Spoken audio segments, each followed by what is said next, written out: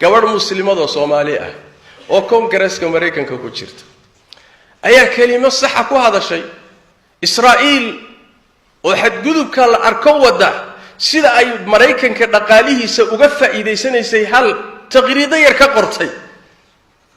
Mareykankii waa kacay mana fadhiisan madaxweynihii waa kacay ila loo fagaareeyay gabadhaas iyo madaxweynihii dhanaayo dalka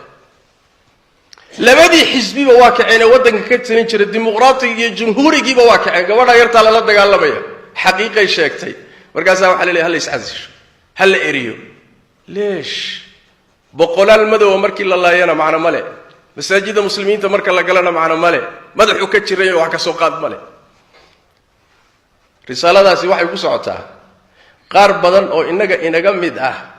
oo ay cajab gelisay reer galbeedku oo ay la qumanaatay thaqaafada reer galbeedku oo u qaatay adduunkii inuuba ku dhamaaday thaqaafada reer galbeedka oo liberaliyiin iyo cilmaaniyiin ah oo najiidayo noo jiidayo in reer galbeedka ku dayano iyo dhaqamadooda akhlaaqdeena iyo dhaqankeena iyo hidaheena iyo waxeenina aynu ka tagno risaaladaasi waxay ku socotaa fasira waa in kale dadka ha lagu dayday reer galbeedka noo fasira maxay yihiin waxyaalaha noocan dhacdooyin nin walba akhrinaya way maanta wax qarsooni ma jiro inta kadib rasaa'il dhowr ah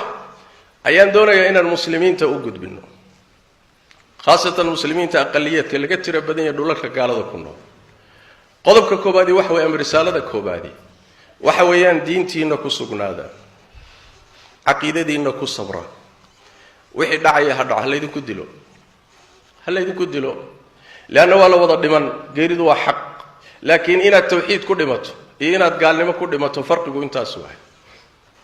inaad dhimato adoo tukanayo lagu dilo waa shahaada waa dhimashatii ugu qiimo badnayd waa ruuxa muslimka ah haddii diintiisa loo dilo oo aqeedadiisa loo dilo oo akhlaaqdiisa loo dilo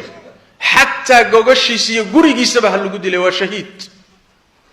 ilaahay baan uga baryaynaa tabaaraka wa taala inuu shahaadadooda aqbalo muslimiinta la leeyahay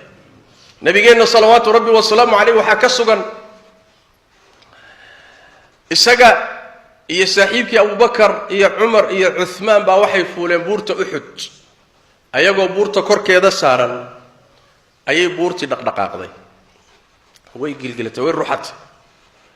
markaas nabigu sallallahu alayhi wasallam buurtii la hadlo wuxuu yiri Uhudow dhaqdhaqaaqa jooji waxa ku dul saarani waa nabi iyo siddiiq iyo laba shahiid waa nabiga garanay صديقنا قرنا وأبو بكر لبدا الشهيد ييه وعمر يا عثمان رضي الله تعالى عنهم أجمعين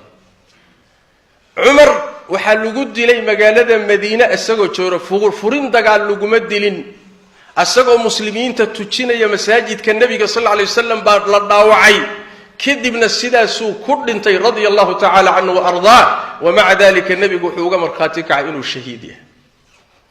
عثمان نسيدو كلمة قالة مدينة لقد لي وقال كعدون سميسو خوارجي بلا يخربنا بعد شيء مقالة النبي قال لقد لي صلوات ربي وسلامه عليه يسقنا فرنت قال لقمد لين مع ذلك النبي يقول كتلوا إلا واحد شهيدين يهين لماذا؟ لأن عقيدة اللود لي لأن الدور كي يكالين تي دين تنقلها أيام فافين تهذا اللود لي عدو باد لي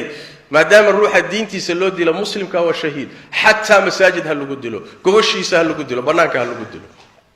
سيدا استرادت جيري في عوي إناد قبستان ودينتي نكون متان وتكون نولاتان وحكا في على المجر إلهينا القرآن الكريم كوحو ينقو بري دروس بو ينقو سيردتك مسلمين تمركي حالات أدقلان إني دين تودا كل دينتان وأين مرنا الدين تودي أخلاق دودا كان نقنن وحكا استو إذن قبصة مركي الدين تكفر أذيك حجابك كفر أذيك صلاة دي مساجد كفر أذيك أخلاق دا وناكسن كفر أذيك كل نولادا كل دينتان